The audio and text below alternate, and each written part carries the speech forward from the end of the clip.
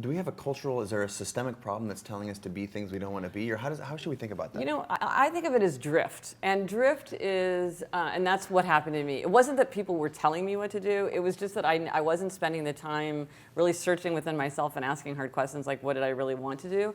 And I think drift is what happens when you take the path of the least resistance. So you don't want to ask yourself hard questions. You don't want to risk conflict with somebody who's important to you.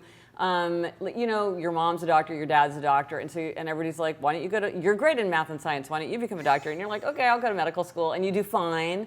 And you sort of never stop and say like, ooh, do I want to be a doctor? And then at some point often, now sometimes that works out. Yeah, and that's what's tricky about drift, because sometimes it works out.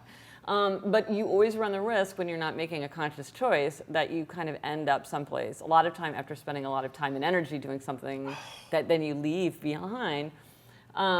And so I think whenever you feel like you're being carried forward by events, or when you're doing what everybody else is doing. I'm getting married because all my friends are getting married, so I should be getting married. You know, alarm bell. Alarm bell. Alarm bell. Or if you have feelings like this can't go on, but it does go on. Or like if you have a fantasy of like, well, maybe I'll break my leg and then I won't be able to do it. You know, kind of fantasies of sort of emergency relief. These are the kind of things that point you towards drift.